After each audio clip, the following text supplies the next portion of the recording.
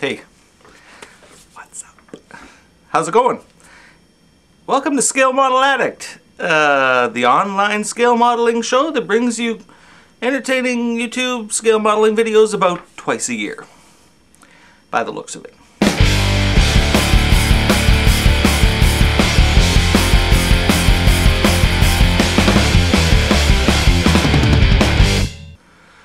Okay, so what have I been up to besides getting fat? It's been kind of a weird season, to tell you the truth. To start things off, last time you saw me, I was working on like a Spitfire down diorama. My father-in-law unfortunately passed away during the middle of all that. And then after we came out of that, work got really busy, which is great, but kind of takes me away from any modeling time.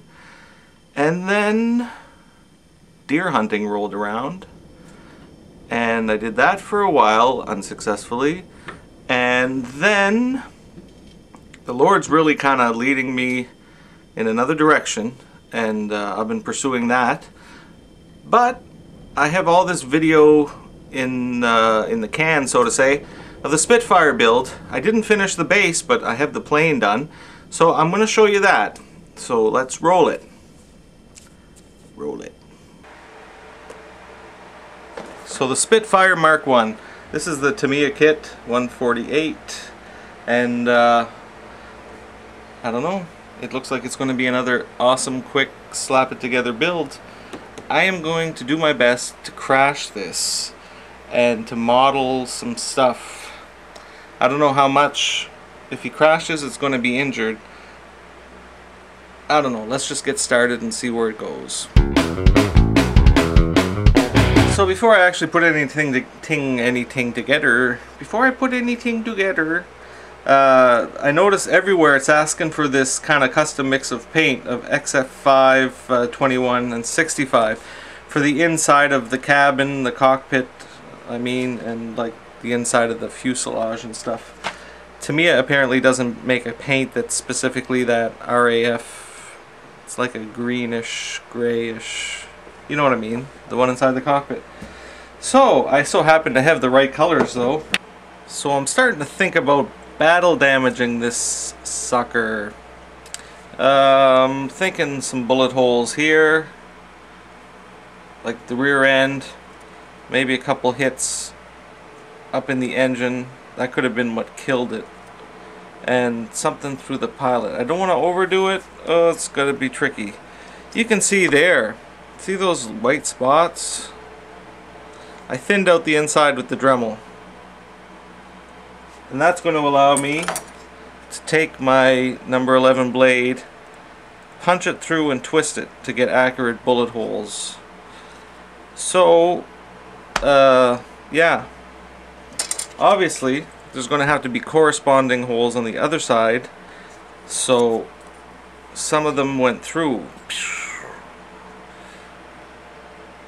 and the ones in's going to be, yeah, you know what I mean.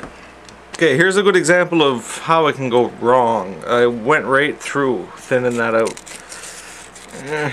Oh well, that's going to be a bigger hole. Flak damage, I guess, something, I don't know.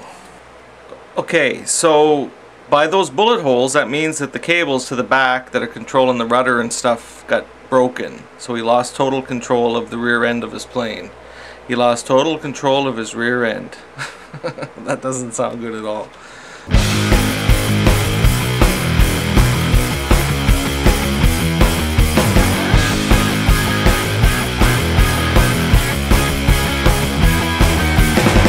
One thing I am doing now that I've got this painted, I did a dry brushing of flat aluminum just to try to simulate a little bit of scratching on there.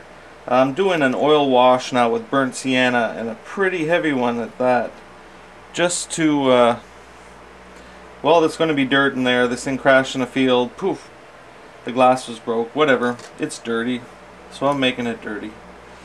And in here too. So this is just paint thinner, Varsol actually, and oil paint, and we're just slopping it in. Slop, slop, slop.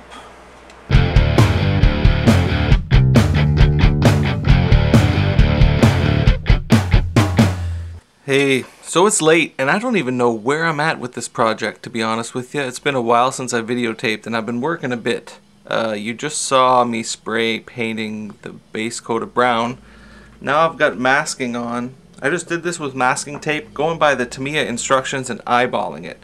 Just cutting it out on the table, put on a piece, lightly take it off, cut it a bit more. Just eyeballing it. So now I've got to mix some green and spray this. Yeah.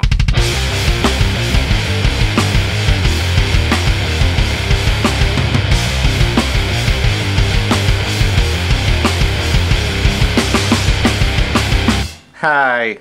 So, it's time to take a Spitfire. I gotta get the lighting figured out here. This sucks. Hey, how's it going? So, we're going to take a Spitfire and we're going to put some holes in it right now.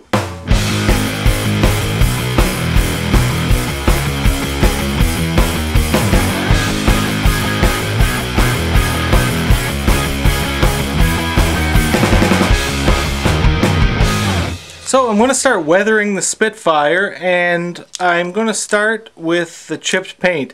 I kind of freaked out on the forum the other day. I wrote a thread saying, like, what do I do first? Do I put a wash? Do I chip the paint or whatever? And then some guys came back and said, like, just weather it. Things happen randomly. So what I'm going to do is chip the paint first and then weather it. And then if I want to come back and put some like brand new chips, then I'll do that. I'm going to use a Prismacolor marker. You guys have probably seen this or read this. It's like silver paint in a pen. Now, one thing to note about this thing can bite you because it comes out at times really thick and heavy. So you just got to go real slow. Sometimes I even take it and just wipe, get some paint on there, because it's just like paint inside a... Anyways, I'm talking too much. We're just going to control it, or try to.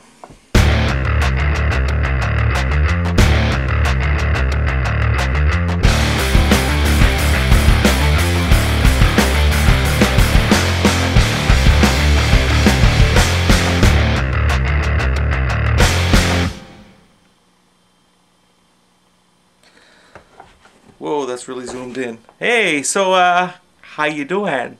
So I've got a really thin mix of black and brown. Really thin. Oh, my teeth are yellow. So there's where I've got. It might be a little dramatic. I don't know. It's hard to tell at this point.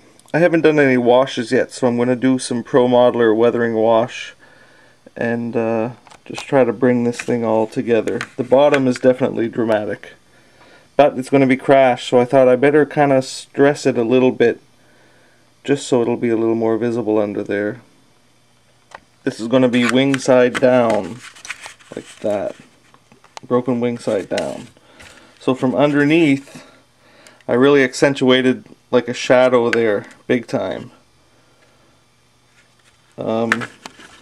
But from this angle, I think it's going to work, because it would throw a real dark shadow there even in the middle of the day. This wingtip's going to be buried pretty much. So yeah, it's coming. Try some washes now. Yeah, so that's where that's at. It's alright, I guess. I don't know. It'd be nice to finish it. Maybe I will one of these years. So, without any further ado, I want to wish you a very Merry Christmas from everybody at Scale Model Addict, including myself. I want to thank you for subscribing to the channel, watching the videos, commenting, asking for friends and all that stuff.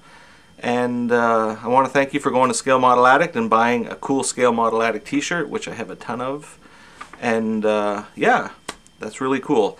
Thanks everyone that's helped out behind the scenes this year. There's a lot of people that have helped, and I want to thank you all very much. I couldn't do this all by myself, that's for sure.